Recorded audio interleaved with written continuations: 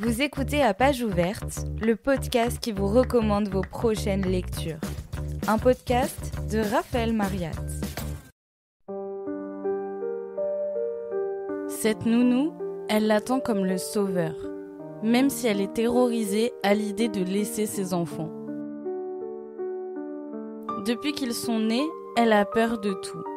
Surtout, elle a peur qu'ils meurent. Elle n'en parle jamais, ni à ses amis, ni à son mari.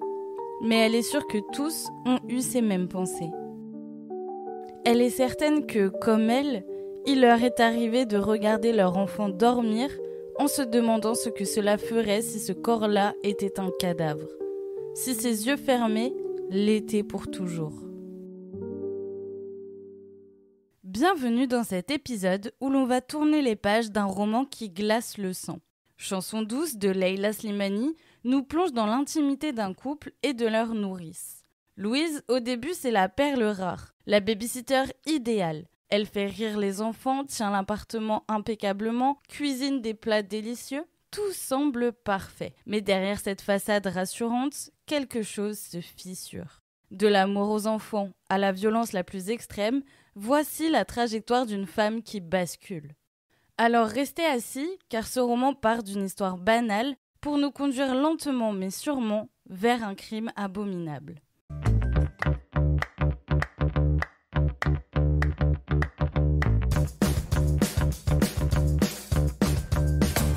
Chanson douce, ce n'est pas juste la simple histoire d'une nounou qui garde des enfants et qui finit par devenir violente.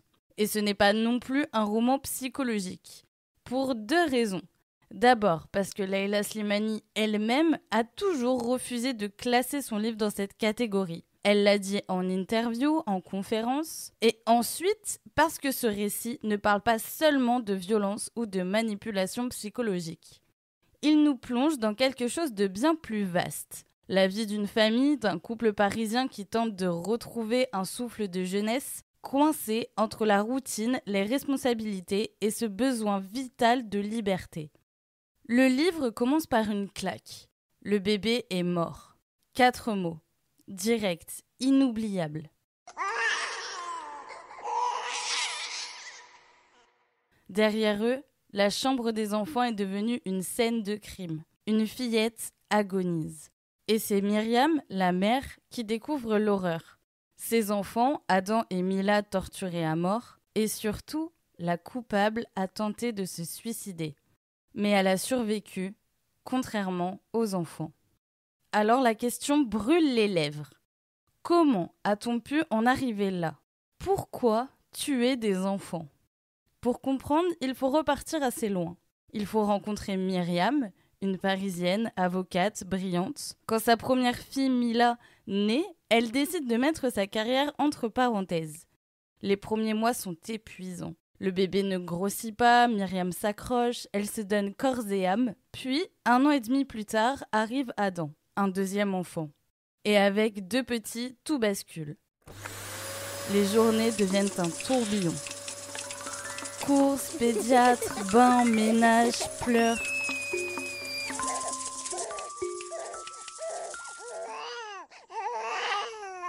Myriam s'épuise. Et là, Leila Slimani fait entrer un mot lourd dans le récit, la honte. Myriam a honte de ne plus supporter cette vie de mère au foyer, honte de ne plus s'y reconnaître. Et comme beaucoup, elle cherche une échappatoire. Elle la trouve d'abord par hasard. Un jour, en sortant d'un supermarché, elle se rend compte qu'elle a oublié de payer un article. Un accident, mais ça déclenche quelque chose. Elle recommence, elle vole. C'est sa petite respiration clandestine, jusqu'au moment où elle comprend qu'il faut changer de cap. Alors, elle reprend le travail. Paul, son mari, voit bien la charge mentale de sa femme, mais il choisit de l'ignorer. Leila Slimani le décrit comme un homme accroché à sa jeunesse, obsédé par sa carrière. Ça ne veut pas dire qu'il n'aime pas Myriam ou les enfants. Non, il incarne une posture tellement banale, celle de ces hommes qui pensent d'abord à son épanouissement personnel. À cette époque, Paul s'était senti pris au piège, accablé d'obligations. Il s'est éteint, lui dont dont tout le monde admirait l'aisance, le rire tonitruant, la confiance en l'avenir. Il s'est mis à éviter la maison. Il inventait des rendez-vous et buvait des bières, seul, en cachette, dans un quartier éloigné de chez lui. Paul était devenu puéril, irresponsable, ridicule. Il a eu des secrets et des envies d'évasion. Mais c'était fait maintenant. Il ne pouvait pas dire qu'il n'en voulait plus. Les enfants étaient là, aimés, adorés, jamais remis en cause, mais le doute s'était insinué partout. On avait besoin de lui et il allait devoir faire avec ça. Donc Myriam et Paul entament des entretiens pour une nounou à domicile. Une arrive en retard, ne parle pas bien français, une autre est sans papier, la troisième a des problèmes de santé. Et puis, Louise. La rencontre parfaite. Même Mila, la petite, est fascinée. Louise la fait rire, elle est douce avec Adam. Le soir même, Myriam et Paul la rappellent. Elle est embauchée. Pour Louise, c'est une bénédiction, un miracle. Elle quitte son studio grisâtre de banlieue pour passer ses journées dans un bel appartement du 10e arrondissement. Elle se prépare comme pour une cérémonie. Chaussures cirées, vêtements repassés avec soin, personne ne pourrait deviner que ces ballerines datent de plus de 10 ans. Elle prend le RER, arrive en avance et attend dans les escaliers pour ne pas déranger. Et très vite, Myriam respire. Elle peut travailler avec passion, elle sait que la maison est tenue, que les enfants sont heureux. Mais la culpabilité rôde. Ses collègues la jugent. Comment peut-elle rentrer si tard alors que ses enfants l'attendent ? Comme toujours, la société pointe du doigt les mères, jamais les pères. Vous l'aurez sûrement compris, c'est bien Louise qui, un jour, tuera Adam et Mila. L'enquête de la capitaine Nina Dorval le confirme. D'ailleurs, Leila Slimani s'est inspirée d'un fait divers new-yorkais de 2012. Une nourrice avait assassiné les enfants qu'elle gardait sans jamais donner de raison claire. Dans le roman, plusieurs voix viennent enrichir le portrait de Louise. Sa fille Stéphanie, une voisine, d'anciens enfants gardés. Et c'est là le coup de génie de Leila Slimani. Elle range le lecteur dans son stylo. C'est-à-dire qu'elle donne au lecteur une connaissance totale de Louise. Nous la connaissons mieux que Myriam et Paul. Quand Stéphanie raconte son enfance, on comprend mieux. Une mère absente, un père méprisant qui lui répétait que la maison lui appartenait à lui seul, et Louise était déjà exploitée par ses patrons. Elle gardait 2 garçons, même pendant les vacances, dans leur maison de campagne. Et elle devait emmener sa propre fille. Mais cette Stéphanie n'était pas vraiment la bienvenue, parce qu'elle ne venait pas du même rang. Toute sa vie, Louise a vécu avec ce mur. La pauvreté, l'injustice sociale, l'exclusion. Et c'est là la clé. Louise n'est pas seulement une nounou. Elle est le miroir d'une société cruelle, inégalitaire. Myriam et Paul n'ignorent pas sa misère parce qu'elle la cache. Non, ils l'ignorent parce qu'ils ne se posent même pas la question. Louise n'existe que comme une fonction, une ombre derrière leur confort. Voilà la violence sociale. Réduire quelqu'un à son utilité, effacer tout le reste de son existence. Et Louise l'exprime même malgré elle. Dans les histoires qu'elle invente pour Mila. Des contes où les gentils ne gagnent jamais, où les princesses vivent dans la boue, où les faibles meurent les premiers. Ces récits révèlent sa vérité intime. Dans son monde, les gentils ne survivent pas. Seuls les puissants tiennent debout. Pour Louise, Adam et Mila deviennent plus que des enfants. Ils sont sa raison de vivre, la clé de sa liberté. Elle les accompagne même en vacances, s'installe comme une pièce maîtresse de la famille. Mais lorsqu'elle n'est plus invitée, lorsqu'elle sent qu'on peut se passer d'elle, sa solitude revient comme une gifle. Alors, elle a une idée. Et si Myriam avait un 3e bébé ? Ce serait son salut, son rôle garanti.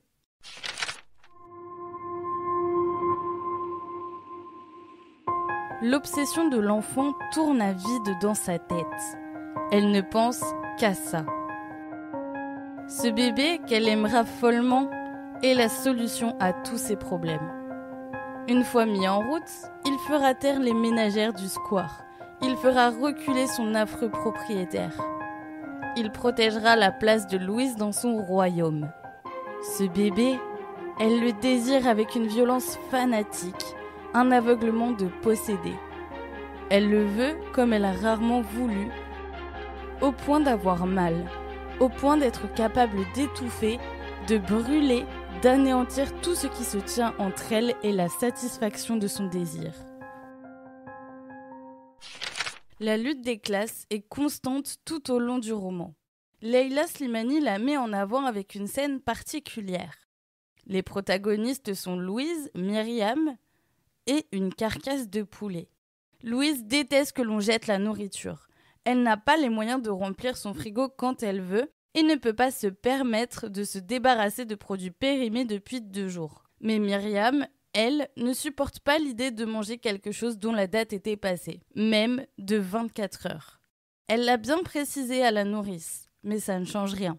Un matin, Myriam voit qu'un reste de poulet rôti est au frigo. Elle sent qu'il n'est plus bon à manger et le jette. Le soir, quand elle rentre, elle retrouve la carcasse sur la table de cuisine.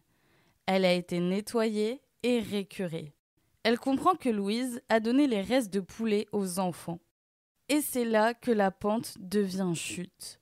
Louise est rongée par une mélancolie délirante. Après la mort de son mari, la fuite de sa fille, elle n'a plus rien. Sa rancune devient haine.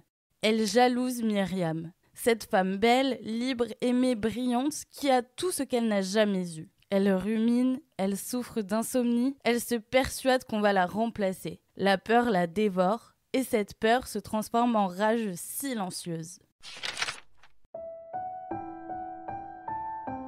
Pendant 3 jours, Louise fait des cauchemars. Elle ne sombre pas dans le sommeil, mais dans une léthargie perverse où ses idées se brouillent, où son malaise s'amplifie. La nuit, elle est habitée par un hurlement intérieur qui lui déchire les entrailles. Dans son petit carnet, elle a noté le terme qu'avait utilisé un médecin de l'hôpital Henri Mondor. Mélancolie délirante. Louise avait trouvé ça beau. Et dans sa tristesse, s'était subitement introduite une touche de poésie, une évasion. Puis vient le basculement. Son esprit s'obsède sur une idée fixe. Il faut que quelqu'un meure pour que nous soyons heureux. Ce n'est plus une pensée, c'est un refrain, un délire obsessionnel. Et quand le crime arrive, il n'explose pas dans la fureur. Il se déroule dans un calme sinistre. Louise agit avec une sérénité glaciale, presque avec tendresse. Elle ne tue pas contre les enfants, elle tue à travers eux, pour atteindre Myriam, pour punir le monde, pour donner une forme définitive à sa folie. Et après, le silence. Pas de remords, pas de fuite, juste une tentative de suicide.